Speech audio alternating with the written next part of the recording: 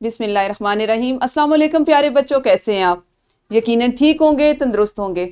پیارے بچوں، جیسا کہ آپ جانتے ہیں ہم پڑھ رہے ہیں اپنی اردو جماعت پنجم، اور ہم نے جو اس میں سبق شروع کر رکھا ہے اس کا عنوان ہے یا اس کا موضوع ہے رحمت للعالمین صلی اللہ علیہ وآلہ آلہ وصحبہ وسلم۔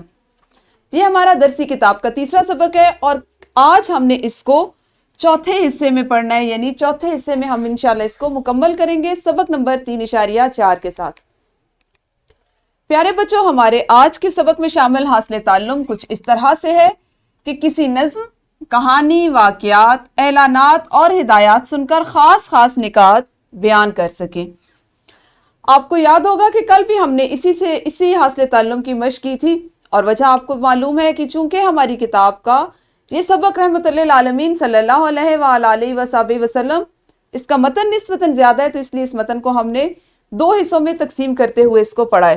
آج ہم اس کو دوسرے حصے میں پڑھیں گے، اور ہمارے آج کے سبق کا اسلامی نقطہ نظر کچھ اس طرح سے ہے۔ آپ صلی اللہ علیہ وآلہ وصحبہ وسلم نے فرمایا، اپنی زبان کو اللہ کے ذکر سے تر رکھا کرو، یعنی کثرت سے اللہ تعالیٰ کو یاد کیا کریں، کثرت سے اللہ تعالیٰ کا ذکر کیا کریں۔ یہ سنن ترمذی سے حدیث لی گئی ہے، اور اس کا مقصد یا اس کا مطلب یہ ہے کہ انسان کے پاس جتنا بھی فارغ وقت ہوتا ہے، ایسا وقت جس میں وہ کوئی جسمانی یا ذہنی کام نہیں کر رہا ہوتا، تو اس کو چاہیے کہ وہ اللہ تعالیٰ کا ذکر کرتا رہے۔ وہ کسی طرح سے بھی ہو سکتا ہے، آپ اللہ کا شکر ادا کر سکتے ہیں، اس کا ذکر کر سکتے ہیں، الحمدللہ کہہ سکتے ہیں، استغفر اللہ کہہ سکتے ہیں۔ تو کوشش کیا کریں کہ جس وقت آپ کے پاس ارادتاً اور غیر ارادی طور پر اپنی یہ روٹین بنا لیں، اپنی اس کو عادت ثانیہ بنا لیں کہ آپ نے اللہ تعالیٰ کا ذکر جو ہے اس کو کثرت سے کرنا ہے۔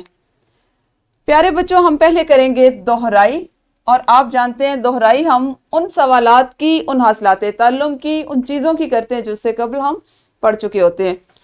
آپ کے پاس ایک سوال ہے کہ کل جو ہم نے متن پڑھا، جتنا حصہ ہم نے پڑھا، آپ جانتے ہیں کل ہم نے اپنے سبق کا پہلا حصہ پڑھا، آدھا متن پڑھا۔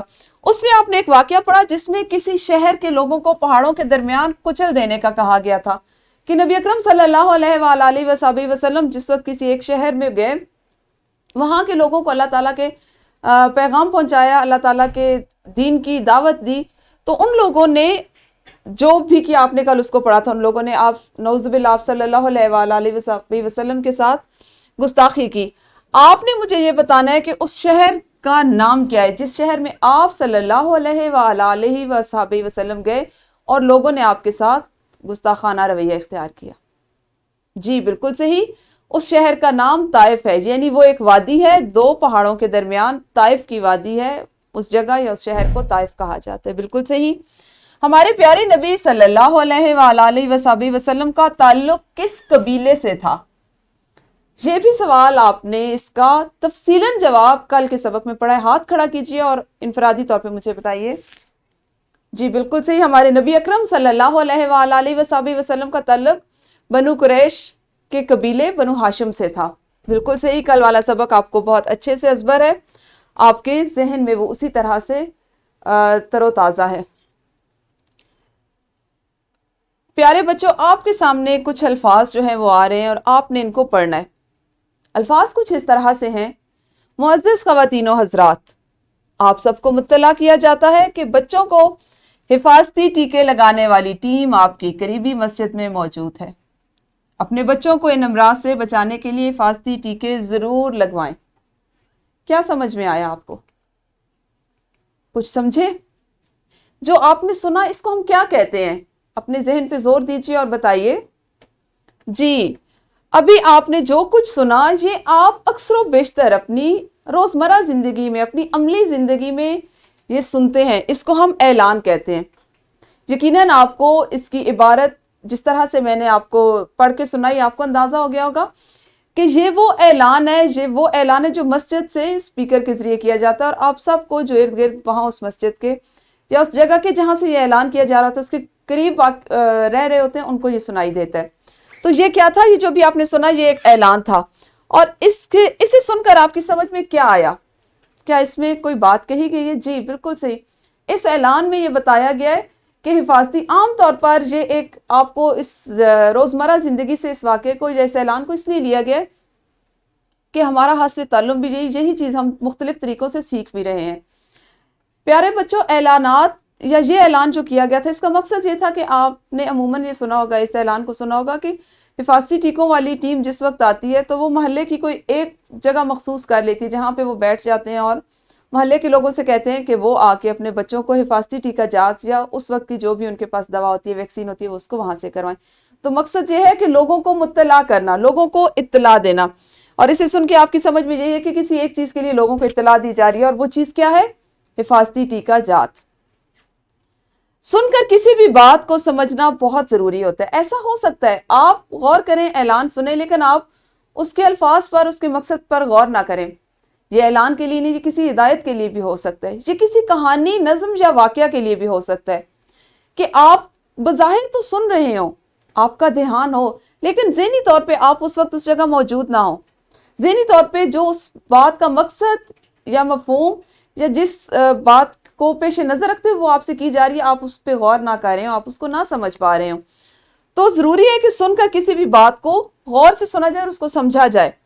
جس وقت ہم بلند خوانی کرتے ہیں، یعنی اپنے سبق کو پڑھتے ہیں، آپ کو پتہ ہے کہ ہم بار بار ایک ہی سبق کو کیوں اتنا پڑھا جاتا ہے؟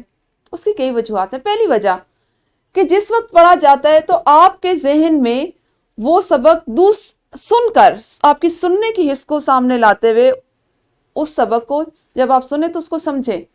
عام طور پر یہ ہوتا ہے کہ ایک چیز جس وقت آپ پڑھتے ہیں، آپ کے پڑھنے کی جو صلاحیت ہوتی ہے، جب آپ دیکھتے ہیں، آنکھوں سے اس کو دیکھ رہے ہوتے ہیں اور آہستہ آواز میں یا بغیر آواز کے زبان سے ادا کر رہے ہوتے ہیں، تو اس سے بھی آپ کی تفہیم ہو رہی ہوتی ہے۔ لیکن سننے سے کیا ہوتا ہے کہ سن کر چیز جلدی اثر کرتی ہے، کیونکہ اس میں آپ کی صرف ایک ہی طاقت، ایک ہی صلاحیت استعمال ہو رہی ہوتی ہے، اور وہ ہوتی ہے سننے کی حس۔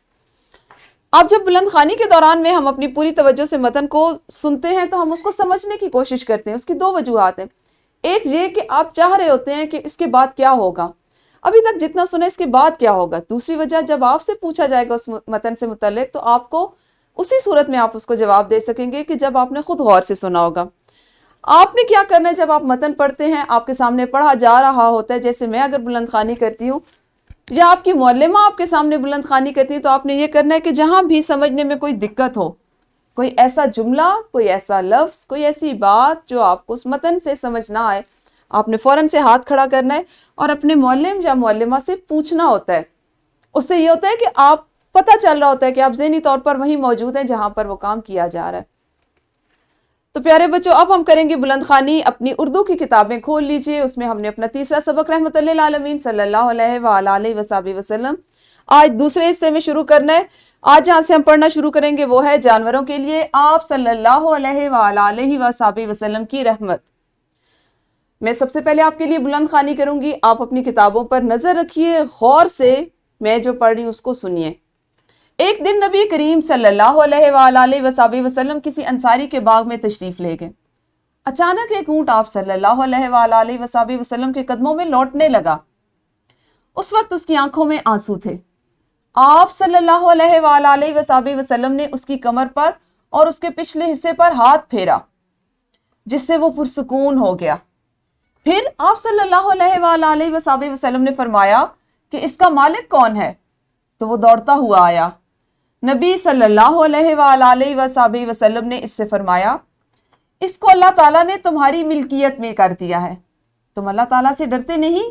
یہ مجھ سے شکایت کر رہا ہے کہ تم اسے بھوکا رکھتے ہو اور محنت و مشقت کا کام زیادہ لیتے ہو۔ سنن ابی داؤد سے یہ روایت لی گئی ہے جو آپ کی کتاب میں شامل کی گئی، اور یہ ایک واقعہ تھا نبی اکرم صلی اللہ علیہ وآلہ وصحبہ وسلم کے جانوروں پر ان کی جو رحمت تھی، جانوروں کے لیے جو ان کی رحمت تھی اس کا۔ فتح مکہ کے موقع پر جب سب لوگ جمع تھے اور پریشان تھے کہ اب نہ جانے ان کے ساتھ کیسا سلوک کیا جائے، نبی کریم صلی اللہ علیہ وآلہ وصحبہ وسلم نے بآواز بلند ارشاد فرمایا، آج تم سے کوئی باز پرس نہیں، یعنی کوئی پوچھ گچھ نہیں، کسی طرح کی کوئی سزا اور اس کا معاملہ نہیں۔ اس کے بعد آپ کی کتاب میں غلاموں پر رحمت۔ ہم چونکہ رحمت للعالمین کی ذیل میں، یعنی تمام جہانوں کے لیے اور تمام مخلوقات کے لیے رحمت کی ذیل میں یہ سبق پڑھ رہے ہیں، تو اس لیے اس میں آپ نے انسانوں، بچوں، یتیموں، جانوروں اور اب غلاموں پر رحمت کا ایک واقعہ پڑھیں گے۔ ابتدائی اسلام میں غلاموں کی کوئی حیثیت نہ تھی، انہیں مویشیوں اور چوپایوں سے بھی بدتر سمجھا جاتا، مال و زر کی طرح ان کی خرید و فروخت کی جاتی، یعنی انسان کی جو قدر و قیمت تھی، اس کی جو حیثیت تھی وہ روپے، پیسے اور اشیاء کے برابر تھی، یعنی کم قیمت یا کم وقت ہونے کے انسان کا آپ یہاں سے اندازہ لگائیں کہ وہ لوگ کس طرح کے حالات میں زندہ تھے۔ آپ صلی اللہ علیہ وآلہ وسلم نے آقا و غلام، شاہ و گدا اور امیر و غریب کے تمام فرق کو مٹایا۔ پیارے بچوں، آپ جس وقت پڑھ رہے ہوتے ہیں تو آپ ساتھ ساتھ قواعد و انشاء کی بھی وہ چیزیں، زبان شناسی کی وہ چیزیں ذہن میں رکھا کریں جو اس سے قبل ہم سیکھ چکے ہیں اور جو آپ کے سبق میں موجود ہوتی ہیں۔ اب یہاں پہ آپ نے آقا و غلام، شاہ و گدا، امیر اور غریب، یہ تمام متضاد کی ذیل میں الفاظ پڑھے ہیں۔ اگر آپ نے کبھی اس کو غور کریں تو آپ یہ اس ذیل میں پڑھ رہے ہیں۔ حضرت ابو مسعود بدری رضی اللہ تعالیٰ عنہ فرماتے ہیں کہ ایک بار کسی بات پر میں اپنے غلام سے ناراض ہو گیا اور کوڑے سے مارنا شروع کر دیا کہ نبی صلی اللہ علیہ وآلہ وسلم وہاں آن پہنچے اور فرمایا، اے ابو مسعود، خبردار۔ میں غصے کی وجہ سے آواز پہچان نہ سکا۔ آپ صلی اللہ علیہ وآلہ وسلم نے دوبارہ فرمایا، اے ابو مسعود، خبردار۔ پیچھے مڑ کر دیکھا تو نبی کریم صلی اللہ علیہ وآلہ وسلم کو پایا۔ آپ صلی اللہ علیہ وآلہ وسلم کو دیکھتے ہی میرے ہاتھوں سے کوڑا گر گیا۔ آپ صلی اللہ علیہ وآلہ وسلم نے ارشاد فرمایا، اے ابو مسعود، سنو، جتنی قدرت تجھے اس غلام پر ہے اس سے کہیں زیادہ قدرت اللہ تعالیٰ کو تجھ پر ہے۔ حضرت ابو مسعود رضی اللہ تعالیٰ عنہ فرماتے ہیں کہ یہ سن کر میں نے اس غلام کو آزاد کر دیا۔ نبی کریم صلی اللہ علیہ وآلہ وسلم نے میرے اس عمل کو دیکھ کر فرمایا، اگر تم ایسا نہ کرتے تو تم جہنم کی آگ سے نہ بچ سکتے۔ سبحان اللہ، دیکھیں کتنی بڑی بات ہے کہ غلام کے لیے، جن کا آپ نے ابتدا میں پڑھا، آپ یہ آغاز میں پڑھا کہ ان کی قدر و قیمت یہ تھی کہ مال و زر کے برابر ان کو بیچ دیا جاتا تھا، تو نبی اکرم نے ایک انسان کو اس کی اصل جو اہمیت ہے اللہ تعالیٰ کی مخلوق کی وہ سمجھائی۔ صحیح مسلم سے یہ روایت لی گئی، کتاب کا نام ہے کتاب الایمان۔ مزید آپ کو سمجھانے کے لیے لکھا گیا، آپ صلی اللہ علیہ وآلہ وسلم نے فرمایا، اپنی شہادت اور درمیانی انگلیوں کو قریب فرما کر اشارہ کیا اور فرمایا، یتیم کی پرورش کرنے والے جنت میں میرے ساتھ اس طرح ہوں گے، یعنی شہادت اور درمیانی انگلی جیسے اس طرح سے اتنے قریب ہوں گے۔ ہم نے اب چونکہ پڑھنا ہے یتیموں کے لیے رحمت، تو اس سے قبل آپ کے لیے لکھا گیا، آپ صلی اللہ علیہ وآلہ وسلم کی کسی یتیم بچے کو دیکھتے تو اسے پیار کرتے، دستے شفقت یعنی پیار، محبت، شفقت کا ہاتھ پھیرتے، اس کو ہر ضرورت پورا کرنے کی کوشش کرتے۔ حضرت اسماء بنت امیس رضی اللہ تعالیٰ عنہ فرماتی ہیں کہ حضرت جعفر بن ابی طالب رضی اللہ تعالیٰ عنہ نے جب جنگ موتا میں جام شہادت نوش کیا، یعنی شہید ہو گئے، تو نبی اکرم صلی اللہ علیہ وآلہ وسلم ان کے گھر تشریف لے گئے۔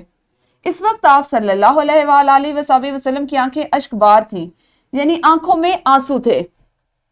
آپ صلی اللہ علیہ وآلہ وسلم نے ان کے تمام بچوں کو بلایا اور خوب پیار کیا۔ حضرت محمد رسول اللہ خاتم النبیین صلی اللہ علیہ وآلہ وسلم اللہ تعالیٰ کے آخری نبی ہیں۔ آپ صلی اللہ علیہ وآلہ وسلم کے بعد قیامت تک کوئی نبی نہیں آئے گا۔ نبی کریم صلی اللہ علیہ وآلہ وسلم کی زندگی ہمارے لیے مشعل راہ ہے، یعنی روشن چراغ ہے، جس کے ہر پہلو میں ہمارے لیے بیش بہا خزانے چھپے ہوئے ہیں، بے شمار خزانے چھپے ہوئے ہیں، جن پر عمل کر کے ہم دنیوی اور اخروی کامیابی حاصل کر سکتے ہیں، دنیا کی زندگی میں بھی اور آخرت کی زندگی میں بھی۔ اس سبق سے ہم نے سیکھا کہ ہم بھی نبی آپ صلی اللہ علیہ وآلہ وسلم کی طرح تمام مخلوقات کے ساتھ اچھائی کا برتاؤ کریں گے۔ تو پیارے بچوں، آج کا سبق متن کے لحاظ سے آج مکمل ہوا، اس کی ہم نے تکمیل کر لی، جس میں آپ نے یتیموں پر شفقت، جانوروں پر رحم، بچوں کے ساتھ شفقت اور اس طرح کے دیگر واقعات پڑھے۔ انشاءاللہ ہم اب اس سبق کو مزید جاری رکھیں گے۔ اب آپ نے کیا کرنا ہے کہ اس ویڈیو کو روکنا ہے۔ ایک تو آپ نے جتنا متن کا حصہ آج پڑھا ہے، اس کو آپ نے اپنی معلمہ کے ساتھ ایک ایک کر کے، ایک بچہ ایک حصہ پڑھ لے، دوسرا حصہ پڑھ لے، اس کی بلند خوانی کرنی ہے۔ تفہیم یا سمجھانے کا کام میں نے آپ کے لیے کر دیا، مزید آپ کی معلمہ آپ کو اس کو سمجھائیں گی، اور اس کے ساتھ ابھی آپ نے ایک انفرادی سرگرمی بھی کرنی ہے۔ انفرادی سرگرمی کچھ اس طرح سے ہے کہ آپ نے ابھی جانوروں پر رحم کا ایک واقعہ پڑھا، جس میں ایک اونٹ کا ذکر تھا۔ آپ کو آپ کی اسکرین پر چڑیاں نظر آ رہی ہیں۔ نبی اکرم صلی اللہ علیہ وآلہ وسلم کی حیات پاک کا اگر مطالعہ کیا جائے تو اس میں اور بھی ایسے جانوروں کا ذکر ملتا ہے جن کے ساتھ ان کے مالک جو ہے وہ ناروا سلوک کرتے، تو نبی اکرم صلی اللہ علیہ وآلہ وسلم نے کسی نہ کسی طرح سے ان پرندوں، ان جانوروں کے لیے باز پرس کی۔ اسی طرح آپ کو یہاں پہ ایک اونٹ بلبلاتا ہوا نظر آ رہا ہے۔ اب آپ نے ویڈیو کو جہاں پہ روکنا ہے، متن کی پڑھائی کرنے کے ساتھ ساتھ ان تصاویر کو ذہن میں رکھتے ہوئے آپ کے ذہن میں نبی اکرم صلی اللہ علیہ وآلہ وسلم کی حیات پاک سے جو واقعات ذہن میں آتے ہیں وہ بھی اپنی معلمہ کو سنانے۔ جی تو یقیناً آپ لوگوں نے فردن سبق کی پڑھائی بھی کی ہوگی اور یہ سرگرمیاں بھی کر لی ہوں گی۔ اب گروہ کی صورت میں آپ ایک سرگرمی سر انجام دیجئے۔ وہ سرگرمی کچھ اس طرح سے ہے کہ آپ نے 4 کے گروہ میں کام کرنا ہے۔ اس سبق میں آپ نے پڑھا کہ نبی اکرم صلی اللہ علیہ وآلہ وسلم نے یتیم کی کفالت کرنے والے کا کتنا بلند درجہ بتایا۔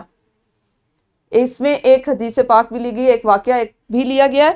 آپ نے اپنی اسلامیات کی کتاب یا لائبریری سے اسلامی کتب لینی ہے اور یتیم کی کفالت سے متعلق مزید واقعات پڑھ کر جماعت میں سنانے ہیں۔ گروہ میں اس لیے کہا گیا ہے کہ آپ گروہ کی صورت میں بات کرتے ہیں، اگر کسی کو کوئی واقعہ کتاب سے ہٹ کر بھی یاد ہوتا ہے تو وہ اس کو سناتا ہے، اس طرح باقی بچے مل کے اس واقعے سے مستفید بھی ہوتے ہیں اور اپنی معلمہ کو سنائیں گے تو رہنمائی بھی وہ آپ کی کریں گی۔ تو ویڈیو کو جلدی سے یہیں پہ روکیے اور گروہ کی صورت میں اس سرگرمی کو کیجیے۔ یقیناً آپ لوگوں نے یہ سرگرمی کر لی ہوگی۔ پیارے بچوں، اب ہم کریں گے اپنی مشق، اور مشق کا سوال نمبر 3 ہے، دیے گئے سوالات کے جوابات خوش خط لکھیں۔ جزو نمبر 4، 5، 6 اور 7۔ اونٹ نے آپ صلی اللہ علیہ وآلہ وسلم سے کیا شکایت کی اور آپ صلی اللہ علیہ وآلہ وسلم نے جواب میں کیا کہا؟ فتح مکہ کے موقع پر دشمنوں کے ساتھ کیا سلوک کیا گیا؟ ابو مسعود بدری رضی اللہ تعالیٰ عنہ کے غلام کو کوڑے مارنے پر آپ صلی اللہ علیہ وآلہ وسلم نے کیا ارشاد فرمایا؟ جانوروں پر آپ صلی اللہ علیہ وآلہ وسلم کیسے رحمت فرماتے تھے؟ اپنے الفاظ میں مفصل تحریر کریں، تفصیلاً تحریر کریں۔ اور مشق کا ہی ایک اور سوال ہے، سوال نمبر 2، جس میں آپ نے درست جواب کا انتخاب کرنا ہے۔ اس کا وہ حصہ جو ہمارے کل کے متن سے متعلق تھا اس کو ہم نے کل کر لیا، اور وہ حصہ جو ہم کل نہیں کر پائے تھے اس کو ہم آج مکمل کریں گے۔ اس میں آپ کی جزو نمبر 6، 7 اور 8 شامل ہیں۔ پیارے بچوں، یہ کام جماعت میں ابھی آپ نے مشق کرنا ہے، اور آج آپ نے جو گھر سے کام کر کے لانا ہے اس میں آپ کی ورک شیٹ کا ایک خوبصورت واقعہ اس میں دیا گیا ہے۔ چونکہ آج آپ نے سیکھا اعلانات، ہدایات، نظم، کہانی یا واقعہ کو پڑھنا، سننا اور اس کو پھر اپنے الفاظ میں تفصیل سے بیان کرنا۔ ایک واقعہ آپ کے لیے لکھا گیا ہے، آپ نے اس کو پڑھنا ہے، اور اسی سے متعلق کچھ سوالات دیے گئے جو آپ کی ورک شیٹ پر موجود ہیں۔ ان کو آپ نے یہ پرنٹ آؤٹ آپ کی معلمہ آپ کو دیں گی، اس کو آپ نے گھر سے کر کے لانا ہے۔ اور گھر کے کام میں آپ کا آج بس اتنا سا ہی کام شامل ہے جس کو آپ مکمل کریں گے، کیونکہ مشق کا کام ہم نے آج جماعت میں کر لیا۔ تو کل ملیں گے اسی سبق کے اگلے حصے کے ساتھ، تب تک اپنا خیال رکھیے۔ اللہ حافظ، شکریہ۔